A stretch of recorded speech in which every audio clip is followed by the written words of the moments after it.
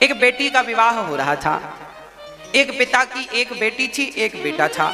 बड़ा सामान्य जीवन था, सरकारी नौकरी थी, 15-20 हजार रुपए उसे मिलते थे, सरकारी जॉब थी। बेटा बेटी थे, लोन लेके उसने अभी अभी एक नया घर बनाया था। बेटी सयानी हो गई तो लड़का देखकर बढ़िया सी विवाह की तारीख पक्की हो गई। लड़का बड़ा अच्छा था, योग्य था, होनहार था। बारात आई, कन्यादान की रस्म चल रही थी। मंडप के नीचे कन्या बैठी थी। पिताजी कन्यादान करने पहुंचे तो मंडप के नीचे एक रस्म होती है, लड़की के पिता पूछते हैं अपने दामाद से, बेटा तुम्हें क्या चाहिए? तो उस लड़के से पूछा गया, भाई आपको क्या चाहिए? तो उसने कह दिया, हमें गाड़ी चाहिए, 4 व्हीलर चाहिए, 4 चक्के की गाड़ी। लड़की के पिता के तो पांव के नीचे से जमीन खिसक गई। उन्होंने कहा, बेटा हमारी तो आपसे ऐसी कोई बात हुई नहीं थी, लेन देन की तो पहली सारी बातें हो गई थी, पर गाड़ी तो देने का कोई बात चर्चा हुई नहीं थी। वो लड़का बोला, चर्चा हुई हो या ना हुई हो, हमारे सारे फ्रेंडों को गाड़ी मिली है तो हमें भी गाड़ी चाहिए, नहीं दोगे तो हम चले जाएंगे, विदा ही नहीं होगी। अब लड़की का पिता बड़ा चक्कर में पड़ा, राम राम, इतनी महंगी गाड़ी कहाँ, मेरी औकात नहीं है गाड़ी देने की, पर मांग रहा है ये। पिता तो पिता है ना, बाप तो बाप होता है। पिता रातों रात व्यवस्था करने लगा, कहां से करूं, किससे लूं, कोई कर्जा देने को तैयार नहीं था, कहीं से जुगाड़ नहीं था, कोई खेतीबाड़ी नहीं थी कि जमीन जाए तो बेच दूं, कोई गहने भी इतने ज्यादा नहीं थे कि गिरवी रख के पैसा उठा लूं। तब उस बाप को सूझा कि क्यों ना मेरा एक घर है जो कि अभी अभी बना है, इसको बेच दिया जाए। उस घर की बोली लगा दी पिता ने। वो घर 10 लाख रुपए में बिका। जब 10 लाख में घर बिका तो उस पिता ने गाड़ी खरीदी। लड़के ने कहा था फलानी गाड़ी, उसकी कीमत भी लगभग 9-10 के बीच की थी, हमें गाड़ी ये वाली चाहिए। अब लड़की के पिता ने रातों रात घर बेचे, पैसे लिए, गाड़ी आई। जब गाड़ी आई तब वो उस गाड़ी पर विदा लड़की को किया और वो गया। एक दिन वो लड़का अपनी पत्नी को गाड़ी पर बिठा के सैर करा रहा, चलो आज तुम्हें घुमा के लाते हैं। लड़की बैठी है, लड़का गाड़ी चला रहा है, बड़ी तेज गाड़ी। आगे एक मंदिर था, भिखारी लोग रास्ता पार कर रहे थे और ये गाड़ी बड़ी तेज। लड़की बोली धीरे चलो धीरे चलो, पर ये तो एक्सीलेटर दबाया, गाड़ी चली। आगे एक भिखारी आ गया, अपाहिज, हाथ में बैसाखी थी, एक पांव टूटा था और बस चल रहा था धीरे धीरे। वो सड़क के बीच में आया और इसकी गाड़ी बिल्कुल पहुंच गई, ब्रेक पे चढ़ गया, घिसटती हुई गाड़ी जाकर उस बूढ़े आदमी के पास खड़ी हो गई। बाल बचा एक्सीडेंट होते होते। साहब गाड़ी से निकले और बोलने लगे, पागल हो गया है, तेरा दिमाग खराब हो गया है, कमा के खाते नहीं बनता जो भीख मांगने चल पड़े, अभी गाड़ी के नीचे आ जाते, मर जाते, मेरी गाड़ी मिली थी तुम्हें मरने के लिए। ओ बड़ी बड़ी बातें बोला। तभी ये लड़की उतर के गई, पति को शांत किया और 100 रुपए निकालकर उसे भिखारी के झोली में डाल दिया। अब ये गुस्सा हो गया, क्यों उसे भीख दी। तब इस लड़की ने कहा अपने पति से, सुनो, ये जो भिखारी है ना, ये अपाहिज है, इसका एक पांव टूटा है, भीख मांगना तो इसकी मजबूरी है, ये कमा कर खा नहीं सकता क्योंकि पांव टूटा है, और ये अपाहिज है इसलिए मजबूरी में ये भीख मांगता है। पर आपके पास तो कोई मजबूरी नहीं थी, आपका तो पांव नहीं टूटा था, फिर भी मंडप के नीचे मेरे पिता से गाड़ी की भीख मांगी कि नहीं। इस लड़की ने ये जब कहा, उस लड़के का सिर शर्म से झुक गया। और आज यही दुर्दशा अधिकाधिक लोगों की है।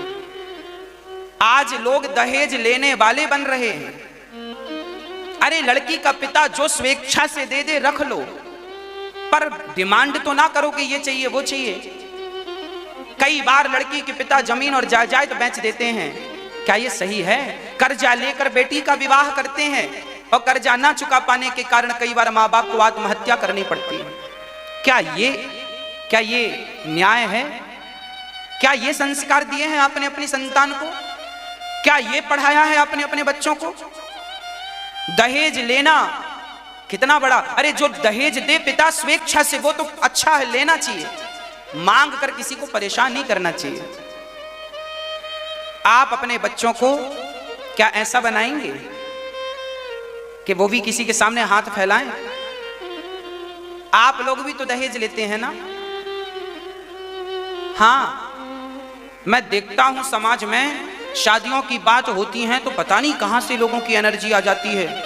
10 लाख चाहिए, 20 लाख चाहिए, इतना बड़ा मुंह फाड़ते हैं, पैसा चाहिए, पैसा चाहिए। आज ना किसी को योग्य लड़की नहीं चाहिए, आज तो पैसा चाहिए। इसलिए पैसा मिल जाता है पर योग्य लड़कियां नहीं मिलती। पहले के लोग पैसे की डिमांड नहीं करते थे, घर परिवार चलाने वाली संस्कारी लड़की ढूंढ कर लाते थे, और आजकल तो बस पैसा लाते हैं। बस लड़के का बाप बेटे को पढ़ाने लिखाने तक का पैसा लड़की के बाप से वसूल करता है। इतना पढ़ाया है, इतनी जॉब में इतने खर्चे हुए, सब तुम दो। सच कहें तो आजकल का बाप अपने बेटे को बेच देता है। दहेज लेना मतलब बेटे को बेचना, और जब आपने बेटे को बेच दिया तो फिर उम्मीद मत करना कि बुढ़ापे में वो तुम्हें गिलास भर पानी देगा, क्योंकि बेच दिया है आपने। बेच क्यों दिया? क्या ये सही था? क्या इसकी आज्ञा शास्त्र दे रहे थे? क्या आपका धर्म इसकी इजाजत दे रहा था? फिर भी आपने अपने पुत्र को बेच दिया। इसलिए पैदा किया था कि दहेज मांग सको। पैसा पैसा पैसा, मरोगे तो बांध के ले जाओगे, पैसा क्या? दहेज जैसी गंदगी को हमारी समाज से कब को निकाल बाहर करना चाहिए, पर आज भी बड़े बड़े लोग पैसा लेते हैं, पैसा मांगते हैं। कब आएगी बुद्धि, कब अक्कल आएगी, भगवान जाने। आप लोग तो अपने बच्चों को भिखारी नहीं बनाओगे, भिखमंगा तो नहीं बनाओगे। जो भिखारी वो होते हैं जो मंदिर के बाहर बैठकर भीख मांगते, उन्हें भिखारी कहते हैं। और जो दहेज की भीख मांगते इन्हें भिखारी नहीं, इन्हें भिखमंगा कहते हैं। क्या बोलते हैं? आप तो नहीं मांगेंगे मैया, हमारी माताएं भी लिस्ट भिजवाती हैं, ये साड़ी सास की, बहू की, ननद की, जेठानी की, और पड़ोसन की भी साड़ियां बुलवा के रख लेती हैं। आज शादियों में बड़ा खर्चा होता। कल बच्चा पैदा हुआ, उसके भी कपड़े लिख के भेज देते हैं। कपड़े पहनाने की ताकत नहीं थी तो बच्चे काहे पैदा कर लिए? होता मैंने देखा है, जो बच्चा भी 2 दिन पहले पैदा हुआ उसके भी कपड़े लिख के भेज दे, इसके भी बच्चे के भेजवाना कपड़े। शादियों में होता सबके कपड़े भेजवाओ, और एक के यदि रह गए तो लड़की को ताने सुनने मिलता, तेरी माँ ने कपड़े नहीं भेजे फलानी के। बताओ, ऐसी ऐसी सोच वाले भारत में चल रहे हैं।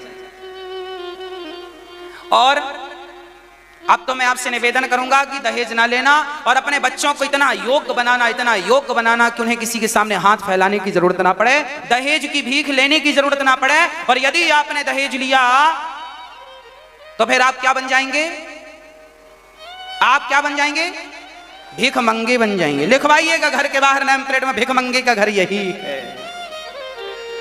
और यदि आपने दहेज ली और भीख मंगा बने तो सपने में मैं भी आऊंगा आपको कहने, भीख मंगे सो रहे हो? सपने में आऊंगा आपके। यदि आपने दहेज लिया तो आपको बताने के लिए, देखो आपने भीख ली है, समझाया था, सुनाया था, बताया था, नहीं समझा। संस्कार दिया भगवान गर्गाचार्य जी ने। गर्गः पुरोहितो राजन यदूनां सुमहातपः प्रजं जगाम नंदस्य वसुदेव प्रचोदितः।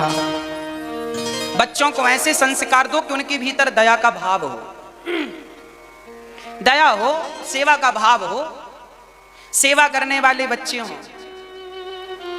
अरे एक लायक बेटा पूरे देश को नाम ऊंचा कर देता है, पूरे देश का कल्याण कर देता है, एक लायक। इसलिए सेवा करने वाले बच्चे हों आपके, आप भी अपने बच्चों से सेवा कराइए, सेवा के संस्कार दीजिए, पढ़ाइए लिखाइए, योग्य संस्कारी बनाइए।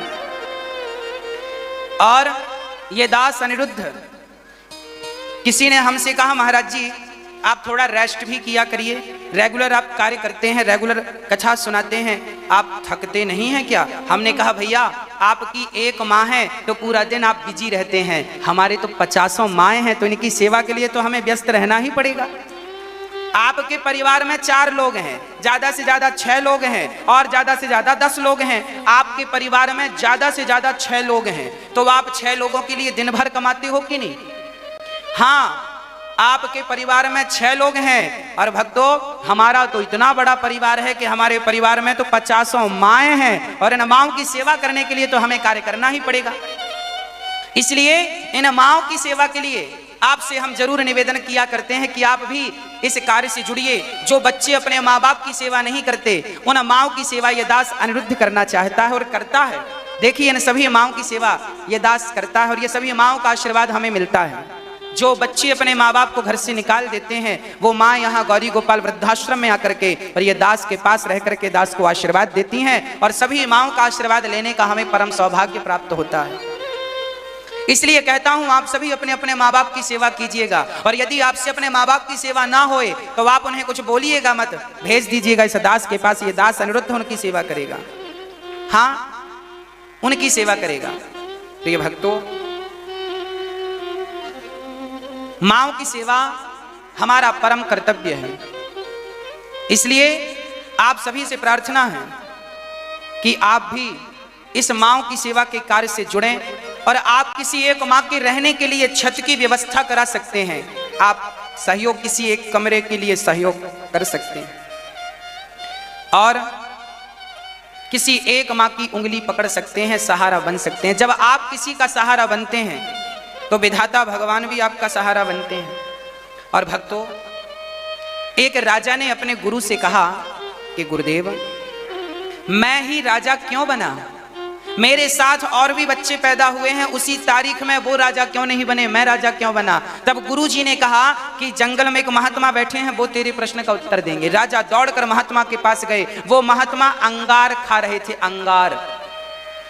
राजा ने कहा महात्मा जी आपको मैं रोटी की व्यवस्था करा देता हूं, आश्रम बना देता हूं, अंगार क्यों खा रहे हैं। महात्मा ने कहा चला जा यहां से। राजा बोले मैं ही राजा क्यों बना, ये उत्तर दीजिए। महात्मा ने कहा आगे जंगल में एक महात्मा और है, वो तेरे प्रश्न का उत्तर देंगे। राजा आगे गया तो वहां एक महात्मा जी अपना मांस नोच नोच के खा रहे थे। राजा को बड़ा आश्चर्य लगा, महात्मा जी इतने ज्ञानी हो और मांस खा रहे हो। साधुओं ने कहा क्या चाहता है। राजा ने कहा मैं ही राजा क्यों बना, और लोग राजा क्यों नहीं बने, ये उत्तर दीजिए। तब महात्मा ने कहा पास के गांव में एक बच्चा पैदा होने वाला है, वो तेरे प्रश्न का उत्तर देगा। राजा को बड़ी उत्सुकता हुई, पास के गांव में राजा गए, वहां पता चला कि एक घर में एक बच्चा पैदा होने वाला है। जैसे ही बच्चा पैदा हुआ राजा ने बोला बच्चे से बोल मैं ही राजा क्यों बना और वो 2 साधु कौन थे जो तेरा पता बताए। तब उस बच्चे ने, जन्म लिए बच्चे ने हंसकर कहा राजन वो साधु जो तुझे पहले मिला जो अंगार खा रहा था और जो बाद में मिला जो मांस खा रहा था, और मैं और तू हम चारों मित्र थे पिछले जन्म में। एक बार जंगल गए थे तो वहां रास्ता भटक गए थे और हम चारों बड़े भूख से तड़प रहे थे, बड़ी भूख लगी थी। तभी हम एक गांव पहुंचे तो वहां एक भंडारा चल रहा था, तो वहां हम सबने भोजन ले लिया और भोजन लेकर नदी के तट पर जाकर पत्ते बिछाकर भोजन पाने वाले थे। हम चारों भोजन परोसकर बैठे थे, खाने वाले थे। तभी एक भिखारी आया और भिखारी ने कहा भैया हमें भोजन दे दो। तो एक मित्र ने कह दिया हम तुझे दे देंगे भोजन, तो क्या हम अंगार खाएंगे। तो इस जन्म में वो आज अंगार खा रहे हैं। हाँ? दूसरे से कहा भैया आप भोजन दे दो, भूख लगी है। तो उसने कहा कि हम तुझे भोजन दे देंगे तो क्या अपना मांस खाएंगे। तो आज उनकी बुद्धि ऐसी है कि वो अपना खा रहे हैं। और हमसे उस बच्चे ने कहा, हमसे बोला कि भाई आप दे दो, तो उस बच्चे ने कहा हमारी भी बुद्धि बिगड़ गई, हमने भी कह दिया कि हम तुझे सब खवा देंगे तो हम भूख से मर नहीं जाएंगे। उस बच्चे ने कहा कि हम अभी आपके प्रश्न का उत्तर दे के अभी मर जाएंगे। और आपके पास जब वो गया तो आपने दयावश अपनी पूरी की पूरी थाली उसे देकर सिर्फ पानी पीकर भगवान को प्रणाम कर लिया। आपने अपनी पूरी थाली उस भूखे को खिलाई। यही पुण्य हुआ है आपसे, आपने पिछले जन्म में एक व्यक्ति को पेट भर भोजन कराया है, ओनली एक व्यक्ति को। उस एक अभी डॉक्टर साहब को दिखाया है, हॉस्पिटल बन जाएगा तो सारा इलाज, किसी को किसी प्रकार की तकलीफ हो आंखों की। एक सज्जन हमें मिले, उनकी हड्डी में कोई प्रॉब्लम थी। देखिए छोटे मोटे इलाज तो संभव हैं, पर बड़े इलाज तो तभी संभव हैं जब हॉस्पिटल हो, पूरी व्यवस्था हो। तो आप सभी ये समझिएगा कि जब आप सहयोग करेंगे तो ही यह हॉस्पिटल की दीवार ऊंची होगी। आपके सहयोग के बिना यह संभव नहीं है। हाँ, इसलिए आप सभी अधिक से अधिक, और आप अपने अड़ोसियों पड़ोसियों से भी उन्हें प्रेरित करें कि देखो, यदि आपको अच्छा लग रहा हो कि ये दास अनिरुद्ध जो कर रहा है वो अच्छा है, तो इस कार्य के लिए आप जरूर औरों को प्रेरित करें। पता नहीं आपकी प्रेरणा से लोग प्रेरित होके सहयोग करेंगे तो पता नहीं किसको इलाज मिलेगा, किसको भोजन मिलेगा, किस गौ माता की सेवा होगी। हाँ, यहाँ केवल सेवा ही होती है और पता नहीं किस माँ को आपकी रोटी प्राप्त हो। तो आप जरूर इस कार्य से जुड़ें, औरों को स्वयं जुड़ें। 100 में से 10 रुपए केवल सेवा के लिए निकालें, और मैं विश्वास दिलाता हूं कि आप जितना दान करेंगे उस दान का कई गुना भगवान वापस भी करेंगे। ऐसा नहीं है दान करने से धन बढ़ता है, दान करने से धन में वृद्धि भगवान कई रास्ते खोलते हैं। अरे किसान भी दान करता है खेत में बीज, तब तो वो कई गुना होके वापस आता है। आप जब दानवीर कर्ण जब दान करते थे तो दानवीर कर्ण बिना दान किए सोने का दान करते थे, तो बिना दान किए अन्न जल ग्रहण नहीं करते थे। अरे दान किया, इसलिए हम और आप आज तक उनको बड़े सम्मान से नाम लेते हैं और जानते हैं। राजा हरिश्चंद्र दान किए तभी तो लोग जानते हैं। तो भगवान श्री कृष्ण की अब बाल लीलाएं गर्गाचार्य जी ने नामकरण किया। अयम ही रोहिणी पुत्रो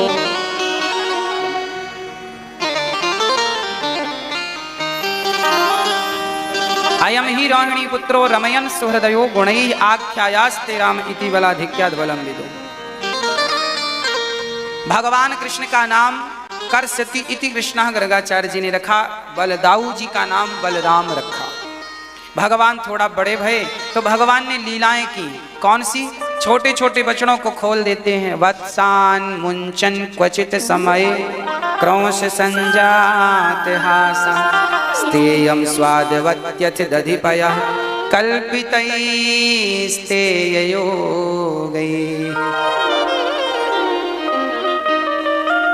वत्सान मुंचन क्वचित समय,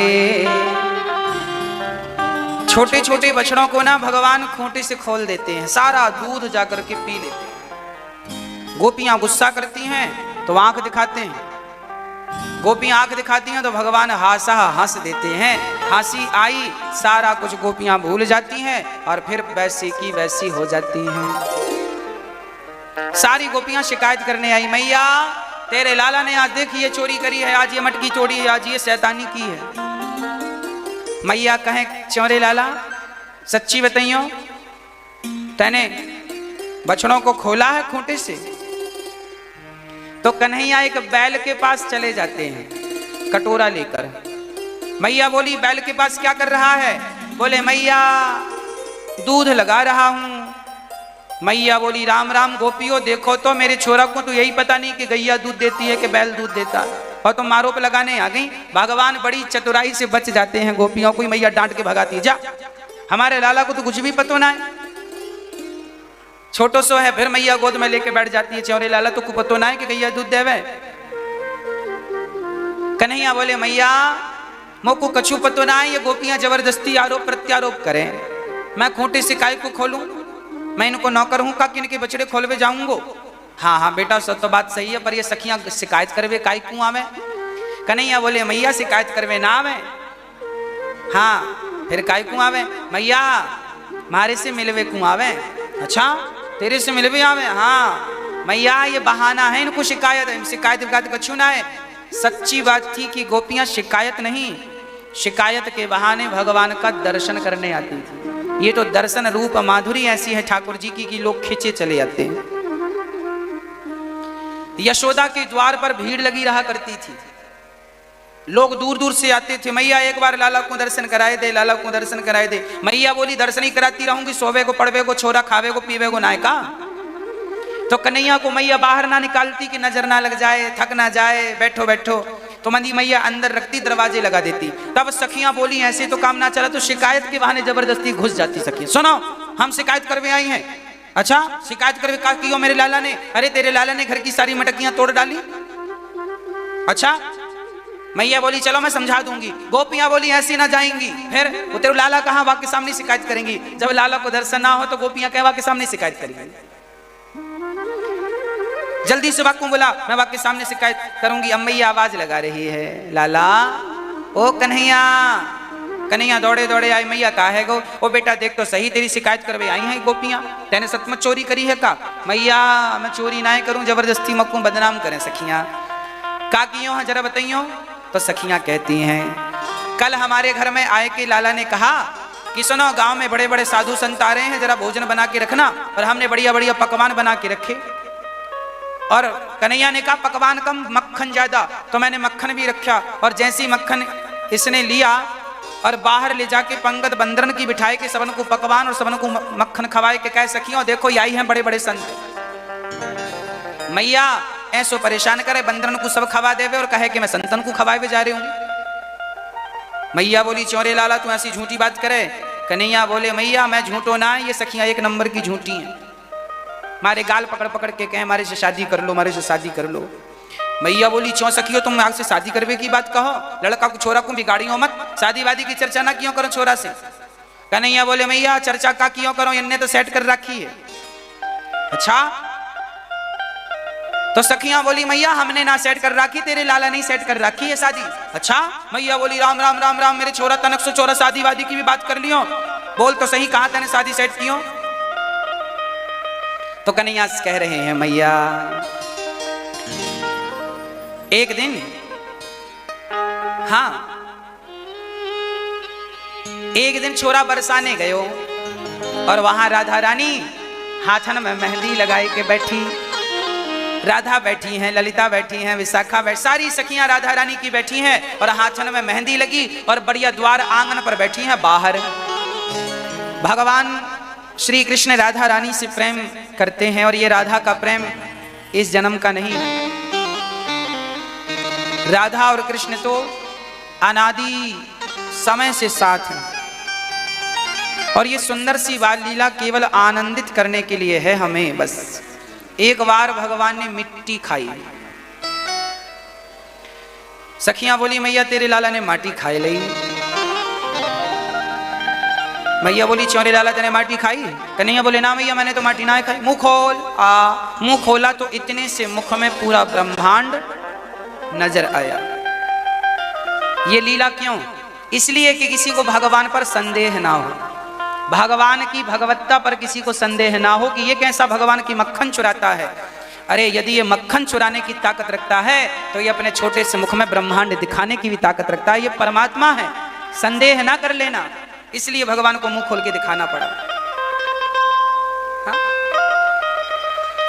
परीक्षित ने प्रश्न किया कि गुरुदेव आखिर कौन सा पुण्य किया है यशोदा ने, नंद बाबा ने? तब कहा कि देखो जिस परमात्मा की एक झलक कोई देख नहीं पाता, आज वो भगवान मां यशोदा की गोद में बैठकर दूध पी रहा। एकदा गृहदासीसु यशोदानंद गेहिनी कर्मांतर नियुक्तासु निर्ममंथ स्वयं दधि। हाँ, श्री भगवान कृष्ण मां यशोदा का दूध क्यों पीते हैं? कौन है मां यशोदा? मां यशोदा पिछले जन्म में धरा नाम की स्त्री थी, इनका नाम था धरा। मां यशोदा जो इस जन्म में, ये धरा जंगल में भगवत भजन किया करती थी। पूरी जिंदगानी भगवान के भजन में लगा दी धरा ने। कोई सुख नहीं चाहा संसार का, ना तो कोई सुख की कामना थी। देखो एक व्यक्ति वो होता है जिसे सुख की कामना होती तो है पर उसे मिलता नहीं है ना। अब जैसे साधु हैं, साधु को शादी करनी ही नहीं है, उसे चाहिए ही नहीं स्त्री। और एक आदमी है वो भी उसी साधु की उम्र का है पर रो रहा है, बोले मेरा विवाह नहीं हुआ। तो दोनों के पास स्त्री नहीं है। 40 साल का साधु है और 40 साल का एक व्यक्ति है, पर साधु को चाहिए ही नहीं और उसे चाहिए तो पर मिलती ही नहीं। मतलब उसके भीतर इच्छाएं हैं, चाहत है, पर मिल नहीं रहा, और साधु के अंदर चाहत है ही नहीं। तो आपके जीवन में जिस चीज का अभाव है उस जगह भगवान का भाव रखिए, और जो नहीं मिला उस पर जरूर आपकी भलाई थी, इसलिए विधाता ने नहीं दिया। भगवान का भजन करो, मन भोगों में ना लगाओ। एक बार नारद जी का भी मन हुआ था हम भी शादी कर लें, पसंद भी आई थी एक लड़की, नाम था विश्वमोहिनी, करने गए थे शादी। पर भगवान, देखो नारद जी को लग रहा था शादी हो जाए, हमारे भी बच्चे बच्चे हो, हम भी थोड़ा आनंद करें, पर भगवान को पता था कि इस शादी में इनका नुकसान होगा, तो भगवान ने होने ही नहीं दी, बंदर का मुंह बना के भेज दिया नारद जी को। इसका अर्थ यह है कि आपको नारद जी को पत्नी नहीं मिली, इसमें नारद जी की भलाई छिपी थी कि नहीं? वो भजन करते हैं आनंद से, और कहां शादी में उलझ रहे हैं, कहां ये जंजाल में पड़ रहे हैं। तो नारद जी को बाद में पता भी चला कि मैं गलत चला गया, मेरा माइंड खराब हो गया था, बुद्धि, पर भगवान ने बचाया। याद रखना, जीवन में जो ना मिले समझना कि भगवान की बहुत बड़ी कृपा है आप पर, कि ईश्वर आपको बहुत बड़ी चीज से बचा लिए। कई लोग रोते हैं, नहीं मिला नहीं मिला, पत्नी नहीं है तो लोग रोते हैं। काहे को रोते हो? भगवान में मन लगाओ। साधु संतों के भी तो पत्नियां नहीं है, वो तो मस्त भगवान का भजन कर रहे हैं, तुम भी बन जाओ साधु। किसी के बेटा नहीं है तो रो रहा, काहे रो रहे हो भैया? बड़े प्रेम से भगवान में मन लगाओ। नहीं है तो अच्छा ही है, चिक चिक नहीं है, झंझट नहीं है। जिनके है उनसे पूछो, बेचारी परेशान है। इसलिए जीवन में जो मिल जाए तो भगवान का प्रसाद समझ के रखो, और जो ना मिले उसके लिए रोने से अच्छा है। मीराबाई भी भगवान के लिए, मीराबाई बेटे के लिए, पति, मीरा का पति मरा तो मीरा रोई नहीं, मीरा के बेटा नहीं हुआ तो मीरा रोई नहीं, क्योंकि मीरा तो ऑलरेडी भगवान के लिए रो रही थी। और किस किस के लिए रोएगी? वो भगवान के लिए रोना ही सबसे बढ़िया है। जमाने के लिए रो तो अलग अलग चीजों के लिए रोना पड़ता है। हाँ, बुआ मरी तो उसके लिए रो, फिर मौसी मरे तो उसके लिए रो, फिर दुनिया मरे तो उसके लिए रो, सबके लिए अलग अलग रोने पड़ना पड़ता ना। और भगवान के लिए एक ही बार रो लो बस, अलग अलग का झंझट नहीं है। हाँ या ना? हाँ, एक परमात्मा के सामने रो लिया बस, फिर किसी के सामने रोना पड़ेगा ही नहीं, भगवान रोने ही नहीं देंगे। आप संसार के लोगों के सामने तो रोते हैं, भगवान के सामने नहीं रोते, इसलिए सबके सामने अलग अलग जा करके रोना पड़ता है। और जो भगवान के सामने रो लेता है फिर उसको अलग अलग जाकर के रोना नहीं पड़ता, वो भगवान का हो जाता है बस। मीराबाई ने भगवान के सामने रो लिया, फिर उसे किसी के सामने रोना नहीं पड़ा। अब आप डिसाइड करो कि भाई आपको किस किस के सामने रोना है। हाँ, मां धरा के घर में कुछ साधु आए, साधुओं को बड़ी भूख लगी थी। संतों ने कहा भूख लगी है, धरा ने कहा ठीक है। गांव गई तो वहां 2 रुपए मांगे उधार कि हमारे घर साधु आए हैं। धरा जंगल में रहती थी, साधु आए, भूख लगी है, भोजन कराओ। धरा गई जंगल में, जंगल से गांव में एक सेठ जी से कहा 2 रुपए दे दो, हमें साधु आए हैं, भोजन कराना है। तो उस सेठ ने कहा कि तुम कुछ गिरवी रखो। धरा ने कहा मैं जंगल की लकड़ी बेच करके आपका पैसा चुका दूंगी। नहीं माना, बोला तुम सुंदर हो, अपने स्तन मुझे दे दो। धरा ने कहा ठीक है। अपने स्तन धरा ने काट करके उसके हाथ पर दे दिए और 2 रुपए लेकर साधुओं की सेवा की, स्तन दान किया मां धरा ने। तब भगवान प्रकट हो गए, वो साधुओं ने भोजन किया।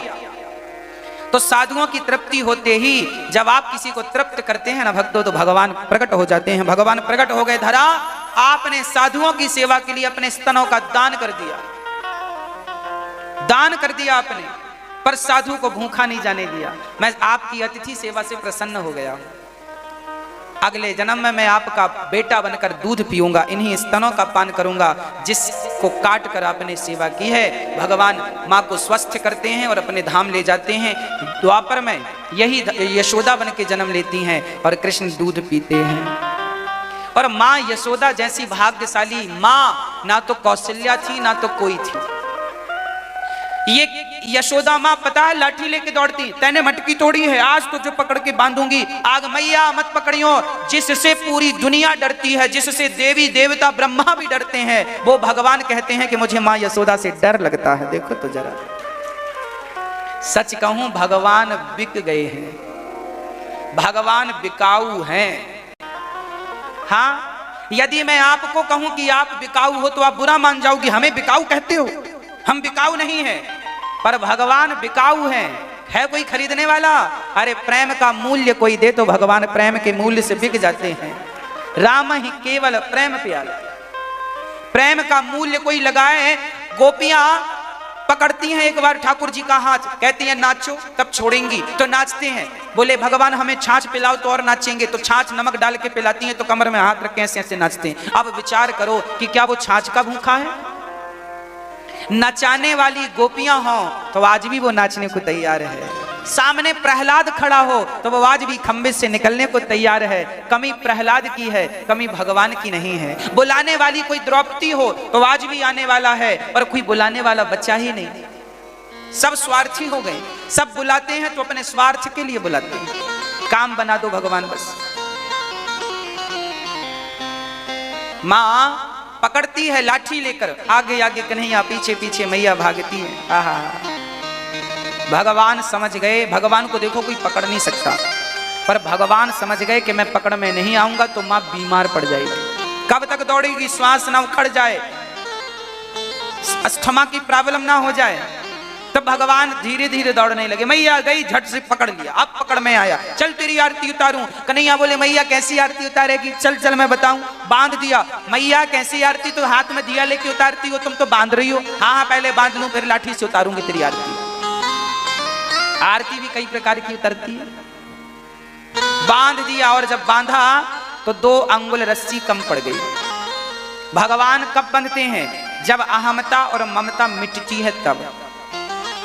अहंकार यदि भरा होगा आपके भीतर तो अहंकार भरा है तो भगवान बंधने वाले। इसलिए भगवान को बांधना चाहते हैं तो पहले अपने आप को अहंकार से मुक्त कर दीजिए। अहंकार की बेड़ियों को खोल करके, पर खोल रे पंछी तू पिंजरा तोड़ के उड़ जा, माया महल के सारे बंधन तोड़ के उड़ जा। उड़ जा, ये बंधन तोड़ दे अहंकार के, तब कहीं जाकर तेरी मुक्ति होगी, और नहीं तो बंधन छूटेगा नहीं तो फिर कभी भगवान मिलेगा नहीं। पता नहीं, मुझे बड़ी बड़ी हंसी आती है उन पर जो लोग बात बात पर एटीट्यूड दिखाते हैं, अहंकार दिखाते हैं। लोगों की अकड़ ऐसी है साहब, ऐसी पता नहीं किस चीज की अकड़ है। आज लोग ऐसे चलते, छाती तान अकड़। 2 पैसा किसी के घर आ जाए, थोड़ा सा भगवान की कृपा आ जाए, थोड़ा सा धन दौलत आ जाए, और फिर देखो बेटा नौकरी पे लग गया तो बाप पकड़ के चलता, पता नहीं काहे की अकड़ है। हाँ, हमारी माताओं के गले में जरा मोटा सा मंगलसूत्र, मोटा सा रानी हार आने तो फिर देखो ऐसे ऐसे, देखो हम भी तुमसे कम नहीं है, हमारे गले में भी रानी हार है। उनको ज्यादा दिखाएंगी जिनके पास देखो तुम्हारा छोटा है हमारा बड़ा।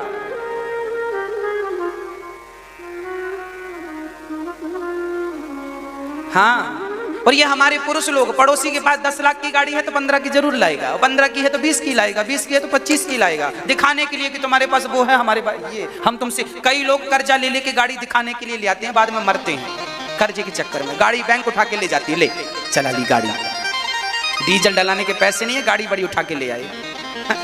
हमारे शास्त्र और संत कहते हैं जितना चादर हो उतना पांव पसारो। जो लोग देखा देखी में जीते हैं वो लोग जल्दी बर्बाद हो जाते हैं, इसलिए देखा देखी में नहीं होना चाहिए। रियल जिंदगी जियो, आनंद से, दिखावा नहीं, देखा देखी नहीं, आनंद से। अहंकार रहित जीवन हो, अहंकार ना हो। अरे भाई मैं कई बार कह चुका हूं, फिर दोहराऊंगा कि हमारी औकात क्या है। हम अहंकार करें तो किसका करें? शरीर का। ये शरीर का अहंकार करें तो ये कल को मिट्टी में मिल जाएगा। पैसों का अहंकार करें तो कल को पैसा बच्चे बांट लेंगे, और जरूरी नहीं है कि तुम्हारा सब पैसा देने के बाद तुम्हें गिलास भर पानी मिले, इसकी तुम गारंटी नहीं ले सकते आज के युग में। तो अहंकार तुम्हें किस बात का? तुमने बंगला बनाया, कोठी बनाया, इसका अहंकार है। तो लाल किला बनाने वाले राजा भी मिट्टी में मिल गए, लाल किला खड़ा है, आज झाड़ू